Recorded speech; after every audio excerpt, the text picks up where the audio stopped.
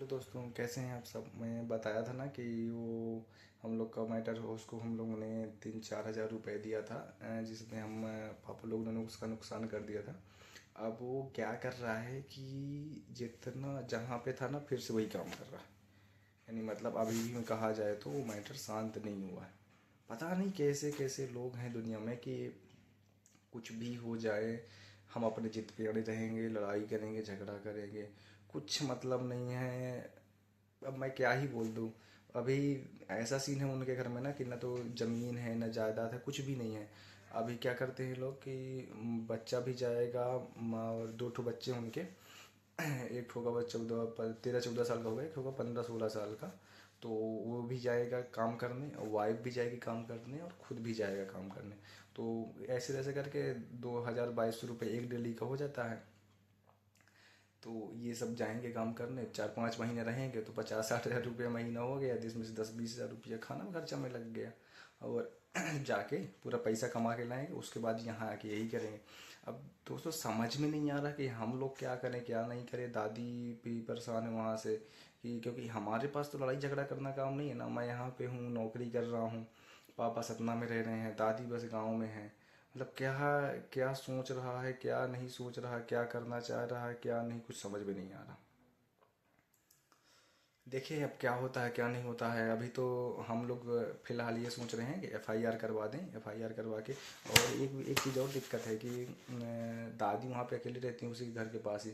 मान लीजिए कुछ भी हो तो वो बोल धमकी ही देता है कि तुम्हारे लड़के में खून है ज़्यादा, ऐसा वैसा करके कि हम बताएंगे बाद में।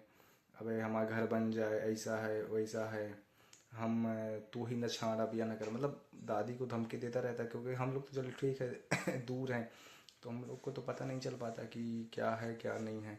लेकिन दादी तो वहीं पे रहती हैं, तो दादी को धमका रहा है बार बार। अब वो हमारी समझ में नहीं आ रहा कि हम क्या करें क्या नहीं करें। अभी तो हम लोग ने डिसाइड किया है कि 1-2 दिन देखते हैं, यदि वो वहीं पे कॉलम खड़ा करता है, नहीं समझने के लिए तैयार होता है, तो हम एफआईआर करेंगे। एफआईआर करने के बाद जो भी होगा कानून के दायरे में रह के करेंगे। एफआईआर करेंगे, घर में स्टे लगवाएंगे, जो भी होगा। हमको ये दिक्कत नहीं है, हमारा जो वहाँ पे घर बना हुआ है तो 35-40 साल से बड़ा ज़्यादा ही होगा इससे। क्योंकि जब मेरा जन्म नहीं हुआ तो उसके पहले से, आज मेरा 22-23 साल एज है, तो तब से बना हुआ था वो घर। और बब्बा के जमान बब्बा वहाँ पे ज़मीन वमीन, बब्बा के पापा ज़मीन वमीन तब से छींदे हुए थे। तो ज़मीन बहुत पुराना है, तो ये हम लोग को कोई दिक्कत नहीं है। और दूसरी चीज़, हम लोग को यदि ऐसा है कि गवर्नमेंट ये चाहती है कि भैया आप दोनों सरकारी बने, दोनों हो लोग हट जाओ, कोई हमको ये भी दिक्कत नहीं है। क्या है कि पूरा जो गांव है ना हमारा, उसमें से जहाँ पे हम लोग रह रहे हैं, वहाँ पे से 90-100 है, 100%, 90 नहीं 100% जितना भी घर बना हुआ है सारा गवर्नमेंट की ज़मीन पे बना हुआ है। तो हम भाई चाह रहे हैं कि भाई यदि हमारा हट रहा तो सबका घर गिरवा दो, हमको कोई दिक्कत नहीं है।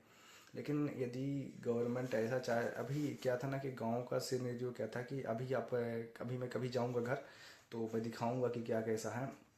जो हमारा घर बना हुआ है वो चारों तरफ से उसमें से जो सॉइल था ना, मुरुम था, मुरुम मुरुम निकाल के लेके गए हैं ये लोग। और कुछ तो स्टार्टिंग में लगा था जो रोड बनवाने के लिए, और कुछ जो गांव के लोग थे तो वो अपने यूज के लिए ले गए। कुछ तो ऐसे थे कि जो दलाली करके, दलाली जानते होंगे सब कोई कि किसी को चाहिए तो भाई हम खाते पैसे इतना दे, हम तो ही सस्ते में दिलवा दें।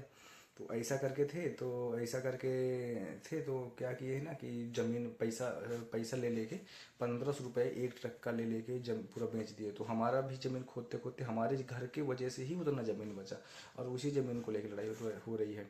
और दूसरी चीज़ हम ये बोलना चाह रहे हैं कि यदि और भी लोगों के पास यदि गवर्नमेंट ज़मीन है तो फिर तो ऐसा तो कोई भी आएगा कि, तो किसी के घर में मान लीजिए घर के सामने आंगन है और आंगने में कब्जा कर लेगा कि नहीं यहाँ तो हम रहेंगे, तो शासकीय ज़मीन है, तो वैसा वैसा है।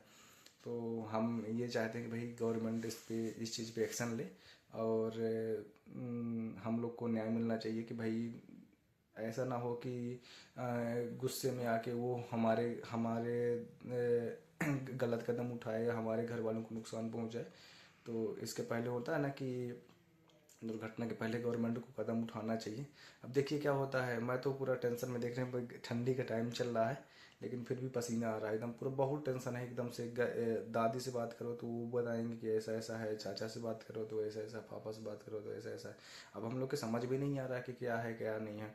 लेकिन एक चीज़ समझ में आई कि हम लोग थे पहले से, पहले हम लोग मतलब बहुत ही गरीब थे कह सकते हो, मिडिल क्लास वगैरह नहीं, गरीब गरीब ही बोल सकते हैं, क्या थे ही। तो उसमें से धीरे धीरे करके उठे, मैं थोड़ा बहुत मेहनत किया, उसके बाद मैं जॉब वॉब किया। तो अब क्या है ना कि उन सब लोगों के दिमाग में मैं ही घूम रहा हूँ कि ये लोग कैसे आगे बढ़ रहे हैं, कैसा क्या इन लोग का अच्छा चल रहा है। तो गांव का जो आदमी होता है ना, तो वो भी सपोर्ट करता है कि भैया ये कैसे आगे बढ़ रहा है, इसको कैसे रोका जाए। ये तो एकदम से होता है ना कि इसका सब कुछ अच्छा चल रहा है। हम लोग ज़्यादा गाँव में, पापा भी रह रहते हैं तो गाँव में ज़्यादा बोलते बोलते नहीं है किसी से, क्योंकि जाएंगे ही तब तो बोलेंगे, नहीं जाएंगे तो क्या ही करेंगे।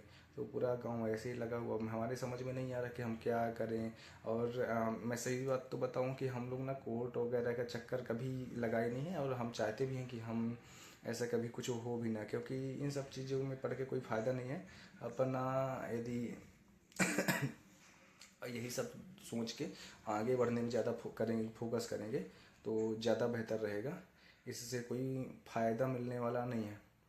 तो देखते हैं दोस्तों, अभी मैं वीडियो बना के बताता रहूँगा कि ऐसे ऐसे क्या सीन है। अभी तो मेरा काम धंधा में बिल्कुल मन नहीं लग रहा, पूरा एकदम से वहीं पे दिमाग चल रहा है पूरा 24 घंटे की, क्या हो रहा होगा क्या नहीं हो रहा है, कहीं दादी को कुछ ना कर दे। चलिए ठीक है, देखते हैं। मैं तो डेली ब्लॉग अपलोड कर ही रहा हूँ, लेकिन सपोर्ट नहीं मिल रहा बिल्कुल भी। कोई भी बंदा नहीं देख रहा। देखो, समझो, यदि कुछ भी गलतियाँ लगती हैं आप लोगों को तो आप मेरे को बताओ कि ये चीज़ें हैं, ये चीज़ अभी सुधारने की ज़रूरत है, क्योंकि गलती से ही तो सीखता है आदमी। ठीक है दोस्तों, धन्यवाद।